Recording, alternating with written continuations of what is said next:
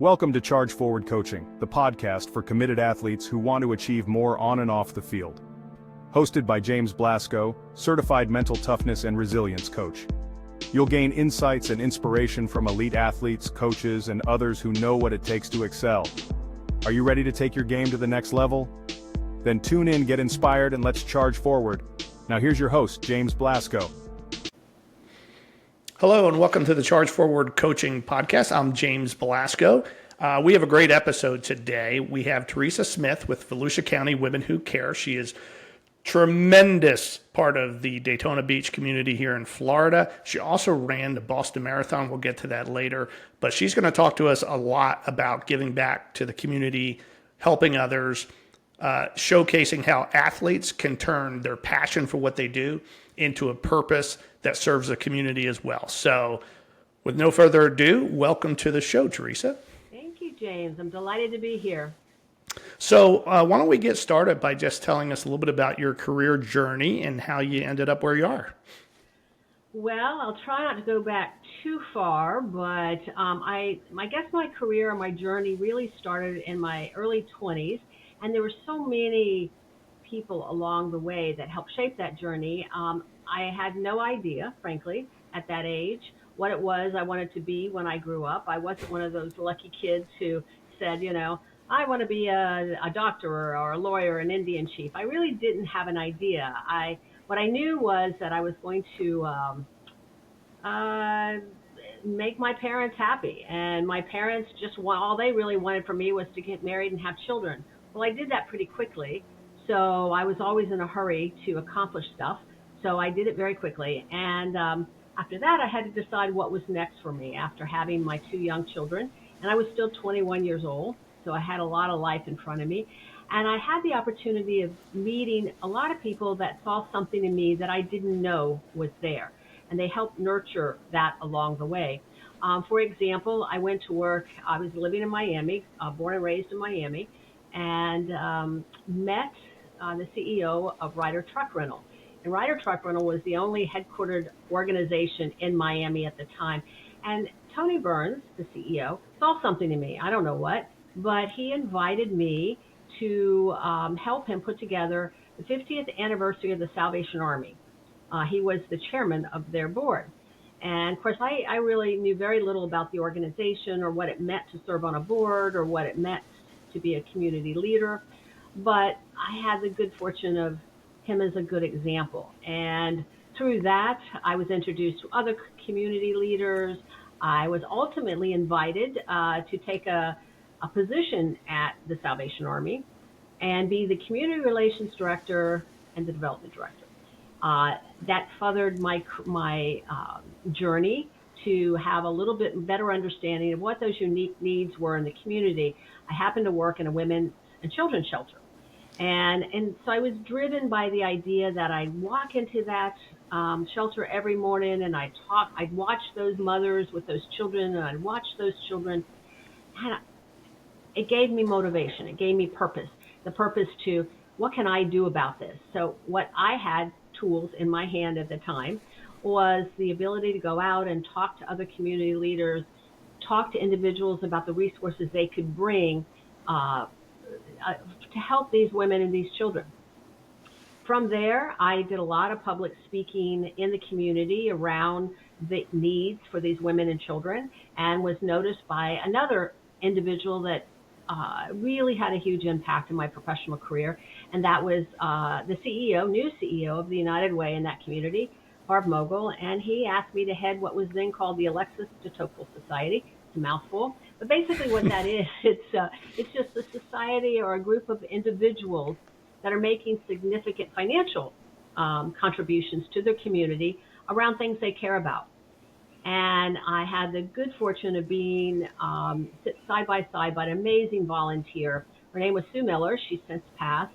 And her and her husband were incredible philanthropists in the community. But I learned from her so much. I learned about the importance of discovering what people are passionate about and helping connect them with ways to make a difference.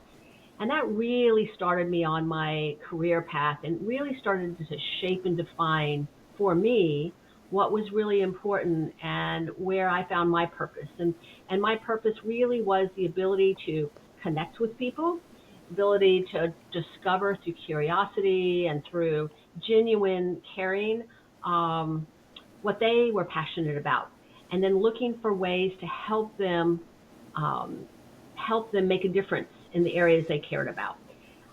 So that was so exciting. And Sue and I were so successful at what we did in Miami for 4 or 5 years. I was asked to come to Washington, D.C. and do this nationally. And I can tell you, I met some of the most incredible leaders across the country, Fortune 500 CEOs, Fortune 100 CEOs, leaders in the community, leaders, women, men, and I was curious, and I would talk to them, I would observe, I'd ask, and they helped shape me. They helped shape how I viewed making a difference in the community, how I understood that. They helped me to understand what I didn't want to be as a leader, the things that I didn't admire, in leaders. So that helped as well. I asked questions, and for example, I asked a question of one of the leaders, many leaders I had met and spent time with. What does it take to be a leader in this community? What does that look like? And it was a gentleman, and he said to me, a leader is someone who can clearly articulate a vision and can move others toward that vision. And I always remember that because I thought that was really interesting. So the ability to bring people together toward a common vision. And that's really more or less what's happening with Volusia County Women Who Care. And that's a lesson from a long time ago that I've carried forward that really helped me as I envisioned Volusia County Women Who Care and as it's grown.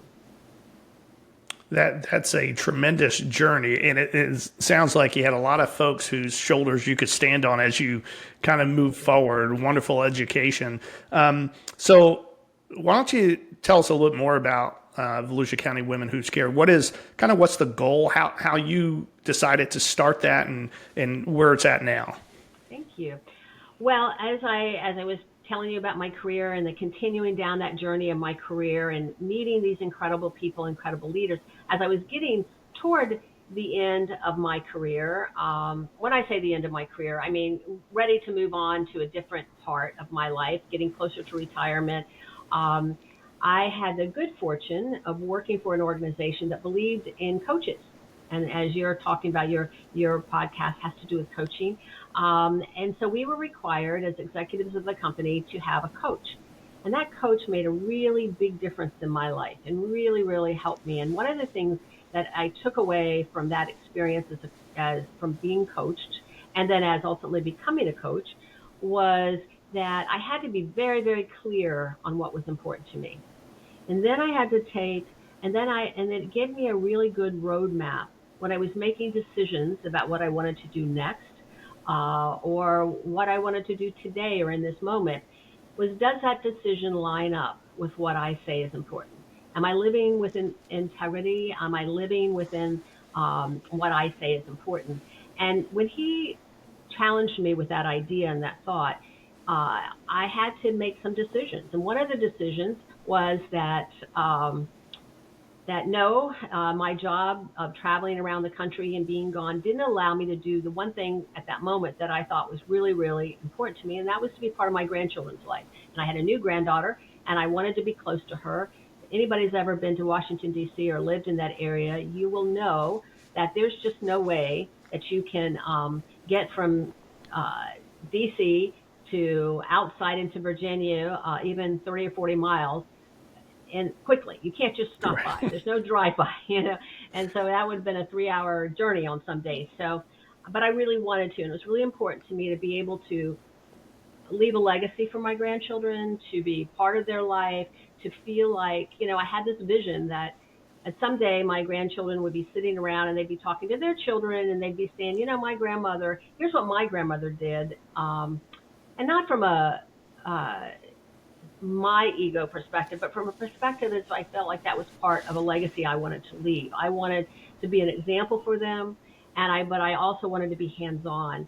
So I had the opportunity to make a change in my career. I became a full-time coach. We sold our home in northern, close to DC, moved back out a little bit further, close to my daughter, so I could be part of that.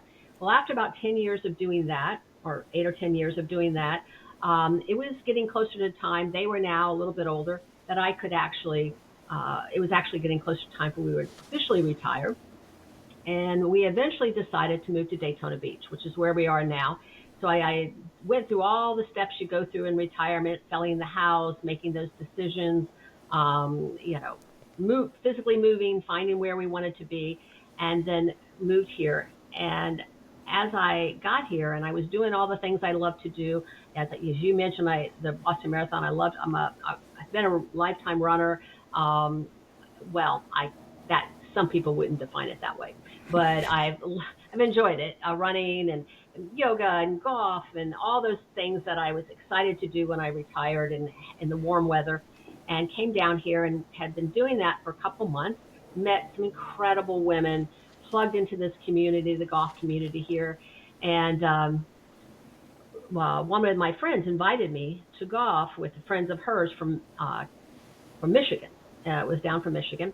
And I was telling her the story. I said, I'm here in Volusia County now, and I'm loving my life. I love golf. I love my new friends. But I want to get to know my community, because part of who I am, stepping back to who I am, is I want to make a difference in the community where I live. And but I wasn't sure how I wanted to do that. I didn't want to start another career.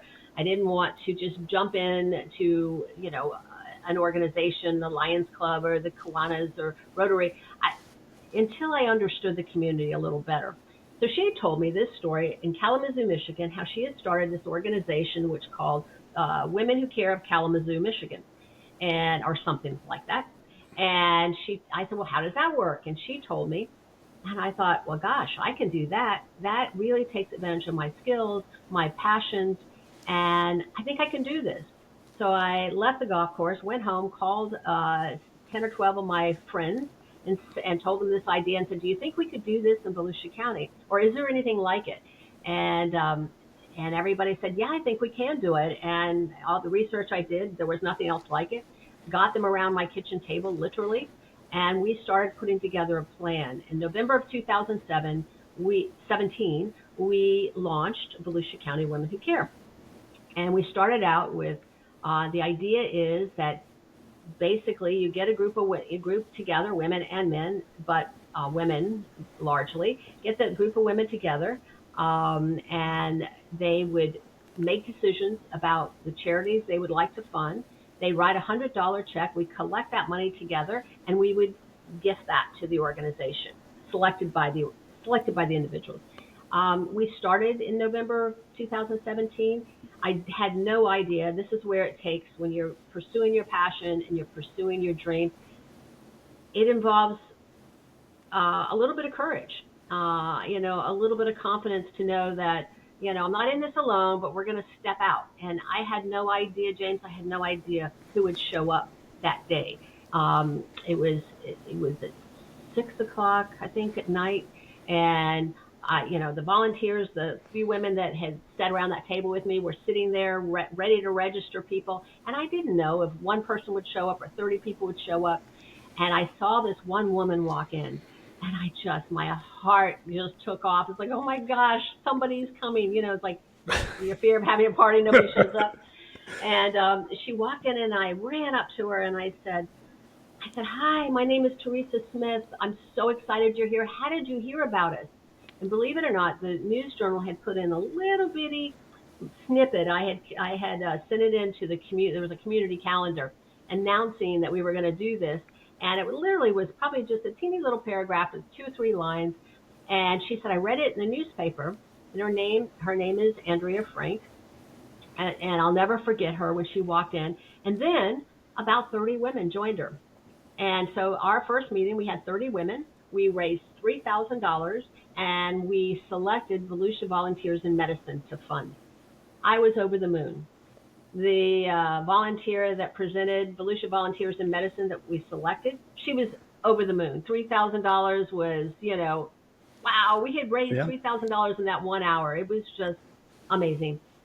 So now you just fast forward, and now here we are in 2024, getting ready to start our 2025 first quarter in February, and we are raising over $30,000 a quarter.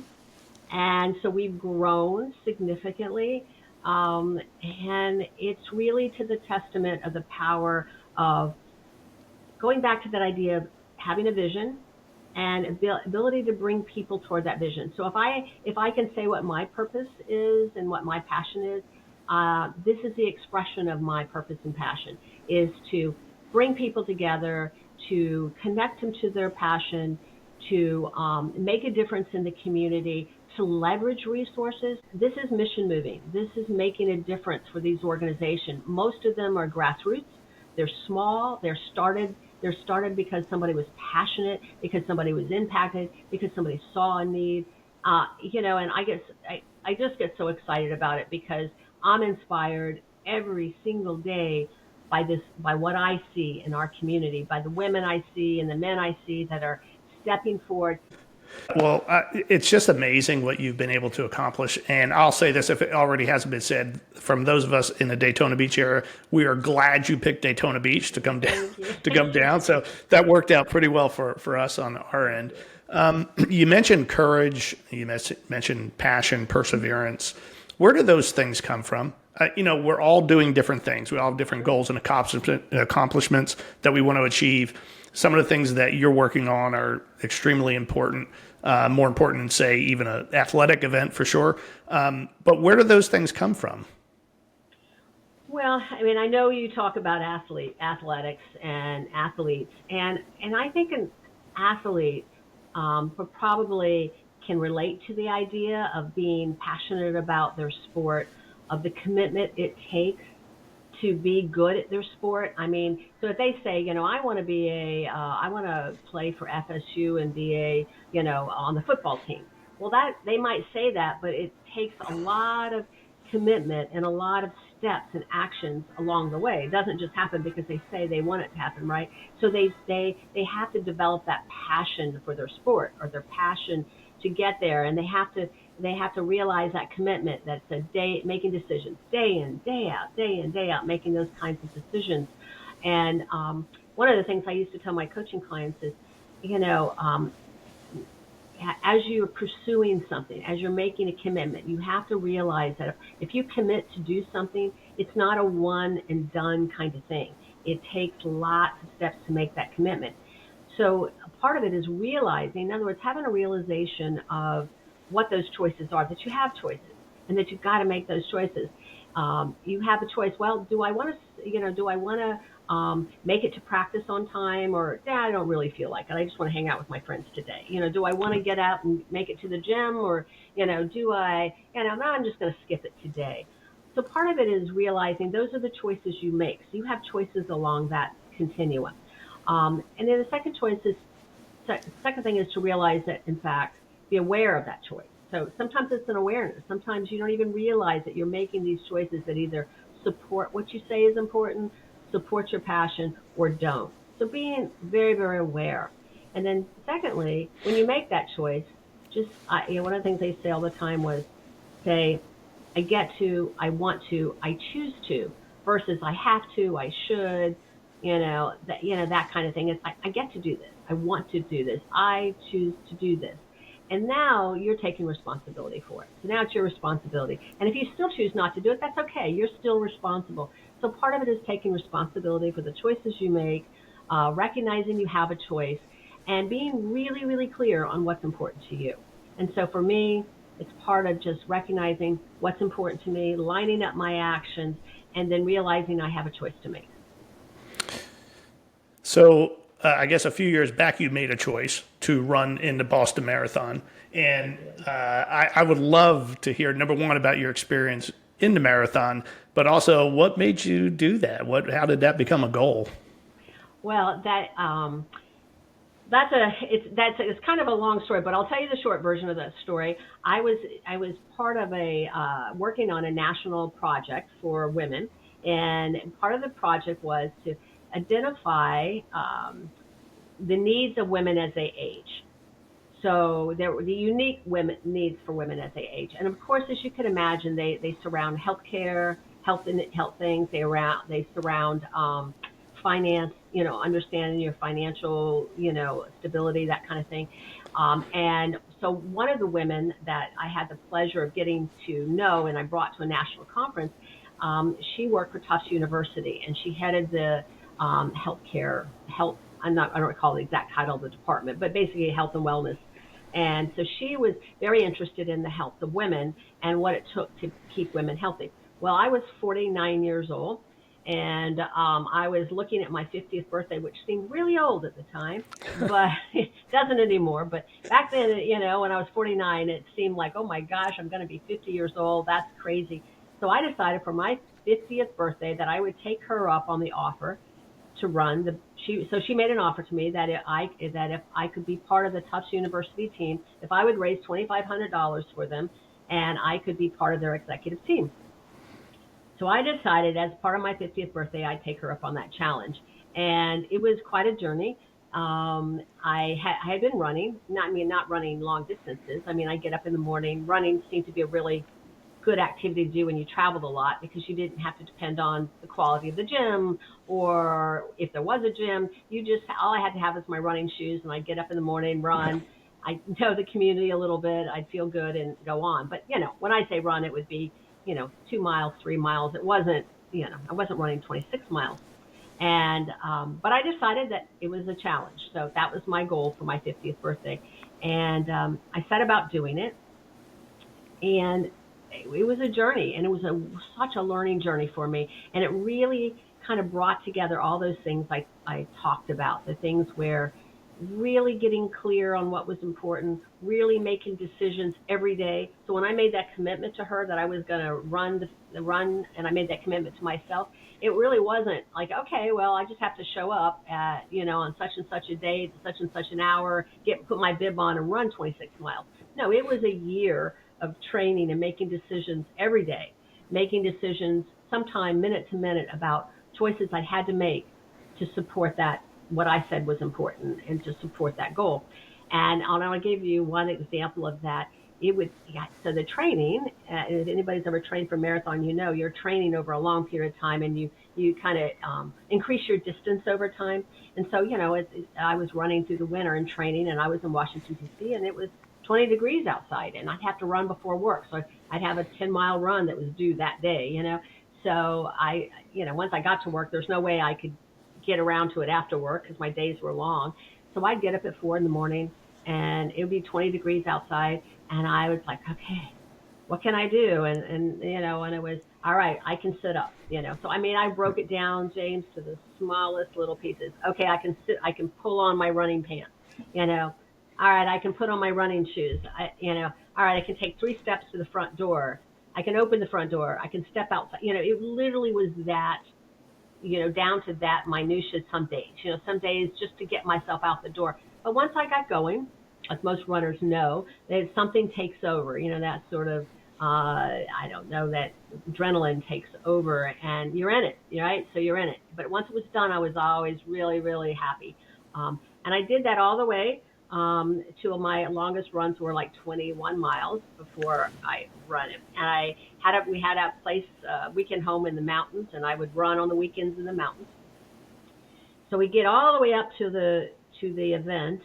The weekend before the event, I happened to be in Arizona doing a big women's conference, and it was a huge conference, and amazing people there, and it was so adrenaline packed. If you've ever done events, you're just running on adrenaline, and then you usually crash. But my crash had to be, I had to get on an airplane at the very end of the event, like the minute I put the mic down, I had to get on an airplane, and I had to fly to Boston and arrive that night, the night before the run. And after the registration had closed, so I had a friend meet me there, and he picked up the package, with your bib in it and everything. And they were predicting that year, they were predicting the worst weather ever. The only time they'd ever thought about shutting down the Boston Marathon, because they were afraid of hypothermia. They had set up tents for the runners. They had done all these things and decided to go ahead and do it with all these precautions they took. And he said to me when I got there in the hotel lobby, and I'm sitting on the stairs, it's about 10 o'clock at night, and and he said, "You really don't have to do this." And I said, "You're kidding me, right? I mean, you're kidding me." I said, "The hard part isn't going to be running this marathon. The hard part was everything that it took to get here." So I think, from an athlete's perspective, I imagine that when they are at that pinnacle of whatever they're trying to accomplish, whether it's a conference series or a playoff or the Super Bowl, that it's not that, it's everything that led up to get them there. The work they put in, the commitment they made, the decisions they made to get them there. And that is just the cherry on top of it. And my goal that day was just to finish it, just to do it and say I did. And I did. And I always thought I would do it again, and I have not. Well, I'm so envious of folks who can run that far. I can't run that far. My oldest son is a great runner, but I'm not a great runner. So I don't know, but I might try to do it one time. It's funny you mentioned about that you mentioned about working so hard, and then when you finally get to the marathon or whatever, it's easy, right? So I had a conversation with Jonathan Anderson, was the coach of the Lake Mary Little League team who won the World Series this year, and he said something very similar. He said, I worked the kids so hard during practice that I told them, by the time you play these games in Williamsport, you're going to be having fun. There's nothing going to be harder than what we just went through. So that's really interesting. You had the same experience. So I'm fascinated by the world of mental toughness. I love learning about it. I love working with others on it. And a lot of what you've accomplished in life, I know, requires mental toughness, because not everything goes perfect. Everything you described was a success, but I know behind the scenes there was a lot of things probably went wrong. How would you describe mental toughness? What does that mean to you? Well, again, it's the journey. It's not, I didn't wake up one day and decide I was mental tough. I think you get more mentally tough. You gather tools as you go and resources, whether it's formal training or informally, you get, there are tools. And part of that tools is staying curious, asking questions, having the humility to reach out, ask questions if you don't know, knowing that you're going to fail. You are going to fail. I mean, you just are. You're going to stumble. If you're going to be in there as the man in the arena, if you're going to be in there fighting, you're going to get bloody. You're going to get a little dirty sometime. But just for me, I've developed over the years some confidence around. I know that even if I fail, that I'm going to take a lesson from there. So for me, it's taking every scenario and say, well, what did I learn? What was it I can take away from here? I'm here for a reason. And I really believe that every situation I'm in and every opportunity and every setback I have, there's a lesson there for me. And it's happening for a reason, for a good reason. And so it's my responsibility to figure out what it is I'm learning here.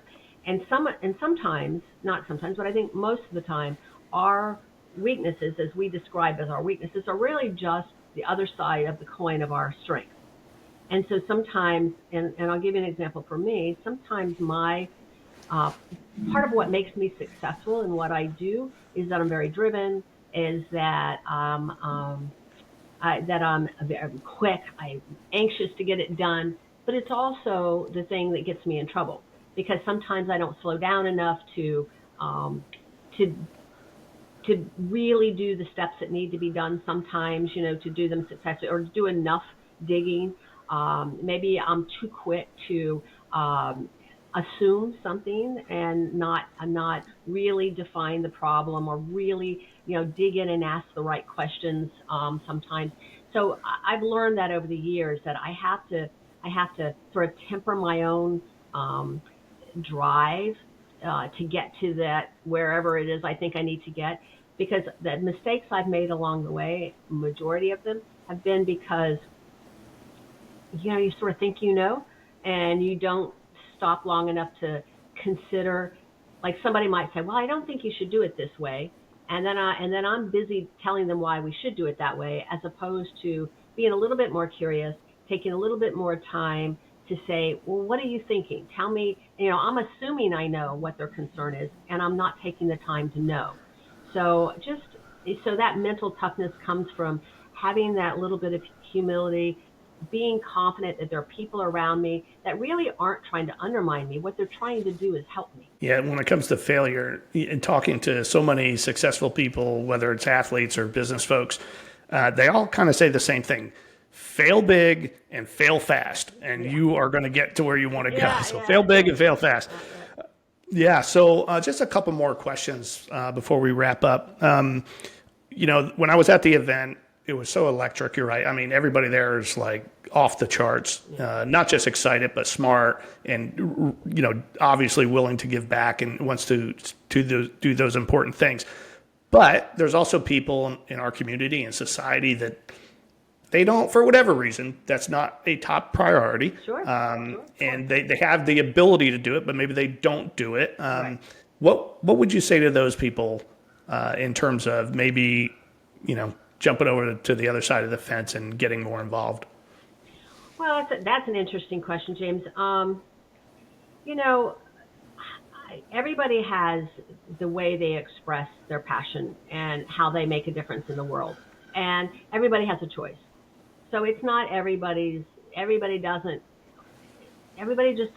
isn't going to take the same path. But I think there are people that do things like they may not write the check, for example. But they may do other things in the community, whether it's that you don't know about. There's so many people that are doing so many incredible things that are within their ability to do, and within their sort of, their vision of what they want to do and how they want to realize and their purpose. And some people it's just not who they are. Sure. All right. So I'll leave it here. How can we all get involved with Volusia County Women Who Care? How can we contribute? Thank you. How do you do that? Thank you, James. Well, hopefully it's simple, and that's the idea. Volusia County Women Who Care is a simple concept. The idea is that anybody is welcome. Man, woman, you are welcome. We meet 4 times a year. Our first meeting is February of 2025 is February 13th. 5 p.m., 5 to 6 is registration and a reception. We will be meeting at the Daytona State College at the Maury Husseini Hospitality Center, which is right on International Speedway Boulevard. It's pretty evident, pretty clear, right there on the ISP. And you just show up. And so your first step is to show up. You show up and you can see firsthand what happens. We have a website, www.VolusiaCountyWomenWhoCare.com.org. You can get to us all kinds of ways. You also can go, it's called Grapevine, Volusia County Women Who Care. It's Grapevine, and that's our platform for our members, but also if you're Googling around, you may stumble upon Grapevine. And so Grapevine is also another way to connect with us. And so we invite people to join, number one. Yeah, so joining, what's joining mean? A member means that you commit to make a $100 gift a quarter to the selected, member-nominated, member-selected charity. And it sounds complicated, and some people still I don't get it. Well, when you're there, you get it. But it's easy, and it's that $100. That's your commitment. With that commitment, what you get from that is you get the opportunity to nominate any charity you would like to nominate and you would like to receive funds from us. And if they don't receive funds, they win no matter what, because a lot of committed people get to hear about that organization. And maybe that they're going to bring a different kind of resource that they have. Maybe they're going to volunteer. You never know what synergies are going to happen. So it's very powerful. You get to potentially present your charity, and you get to write that $100 check, and you get to know that you're part of a collective effort that's making a huge impact in our community. And it's fun, and it's exciting, and it's about an hour. It takes about an hour to do it, more or less an hour. I try to keep it to an hour. I try to start on time and end on time. Sometimes, we do our best, but it's like herding cats sometimes, but we do it. So that's how you get involved. The other way you can get involved, if you're in the community. You know, I don't know, maybe work for a bank or, you know, a landscape company or whatever, and you want to give back. We do have a community partner fund, and that fund, I mentioned it earlier, is the fund that we use to sustain us, but also to make these smaller grants. And again, anybody can become a sponsor or contributor to that fund, and just, you know, write a check to that fund, and you know that how those funds are going to be used. They're going to be used to provide these grants that are going to make a difference to these organizations, because these are grassroots organizations, and $1,000, $2,000 makes a difference. So you can get involved that way. You know, we have individuals that sponsor us. In fact, let's see, Daytona, Toyota, and DeLand Kia are going to be our presenting sponsors for the 2025 for all our meetings, for example. So they have provided funds so we can meet at Daytona State College, and we can cover the expenses that, you know, because it costs us money to, you know, to set up and do everything we have to do for the evening. So there's ways to sponsor the activities. We are an all-volunteer organization. I'm a volunteer, full-time volunteer. As the head of the organization, I have a board. They're all volunteer, and they do amazing work. And so we have nobody's paid, but we have expenses. So that's how we invite people to help us with that as well.